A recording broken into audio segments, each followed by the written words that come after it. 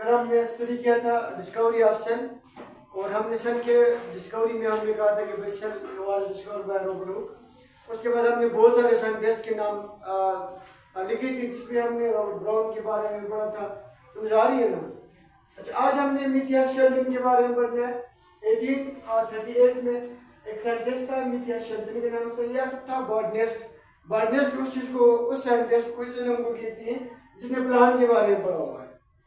इसने एक बात कही कि all plant cell are made up of cell, जितने भी पौधे हैं सारे सेल किससे बने हुए हैं? सेल से। उसके बाद 1839 में थ्योडोर शवान आया था। ये था ज़ूलॉजिस्ट, यानी कि इसने एनिमल के बारे में पढ़ा हुआ था।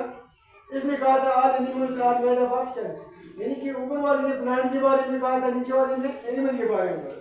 ठीक है। उसके बाद आया था जॉन पर्किन जी 1839 में। इसने कहा था कि भाई प्रोटोप्लाज्म कि जितने भी लिविंग ऑर्गेनिज्म है उनके अंदर प्रोटोप्लाज्म होता है। अब सेल वॉल को, सेल मेम्ब्रेन को, सेल वॉल को छोड़कर बाकी सेल के जितने भी एरिया होता है, अभी हमारे पास सेल वॉल है, सेल मेम्ब्रेन है, इसके अंदर न्यूक्लियस में जितने भी साइटोप्लाज्म वाले एरिया होते हैं उसको हम क्या कहते हैं? प्रोटोप्लाज्म की। उसके बाद रोडोल्फ वर्च्यू आया था। इसने कहा था न्यू ऑर्गेनिजम्स या cell arise from pre existing cell by division. नए सेलों के बनने के लिए पुराने सेलों को क्या होना पड़ेगा? डिवाइड होना पड़ेगा। यानी कि जब भी नए सेल बनेंगे तो पुराने सेलों का होना लाजमी है। इसके लिए लुईस पास्चर आया था। इसने एक्सपेरिमेंटल प्रूव किया था कि भाई जो न्यू बैक्टीरिया बनता है वो ओल्ड बैक्टीरिया के डिवाइड होने से, मल्टीप्लाई होने से बनता है। ठीक हो गया? अच्छा, इन तमाम के तमाम साइंटिस्ट की बातों को देखकर दो साइंटिस्ट कौन कौन से, शेल्डन और शवान, इन्होंने मिलकर क्या पेश किया? सेल थ्योरी पेश की है। सेल के बारे में कुछ ऐसी बातें की हैं, अब पूरी की पूरी दुनिया का जितने भी साइंस है सेल के बारे में उन तीन बातों पे क्या मुत्तफिक है। Cell theory was proposed by two scientist, Schleiden and Schwann. Schwann was zoologist and Schleiden was botanist. इन्होंने मिलकर सेल थ्योरी के पॉइंट्स बनाया। Number 1, all living things are made of cell. दुनिया में जितनी भी लिविंग थिंग्स है, जिंदा चीजें किससे बनी है? सेल से बनी है। Number 2, cell is the basic structural and functional unit of living things.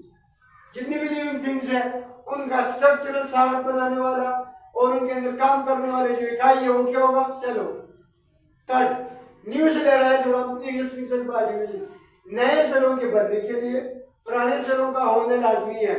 Pre existing का मतलब होता है मौजूद होना, पहले से मौजूद चीज़। तो जब पहले से मौजूद सेल होंगे तो वो डिवाइड करेंगे, उनसे क्या बनेगा? न्यू सेल बनेगा। ये सेल थ्योरी के पॉइंट्स थे। एक पीछे हमने सेल डिस्कवरी पढ़ी है। इसके बाद हमारा कल का टॉपिक होगा component of cell, cell membrane, cell wall यानी मेम्ब्रेन्स के बारे में पढ़ेंगे, सेल वॉल और सेल मेम्ब्रेन। उसके बाद साइटोप्लाज्म, फिर साइटोप्लाज्म के अंदर क्या क्या चीजें हैं, उनके कंपोजिशन, फिर हमने न्यूक्लियस के अंदर क्या क्या चीजें हैं, पार्ट्स, फिर हमने सेल ऑर्गेनेल्स हैं, बहुत सारी सेल ऑर्गेनेल्स हैं जो कि साइटोप्लाज्म के अंदर पाई जाती हैं। उन सबको वन बाय वन डिस्कस करेंगे।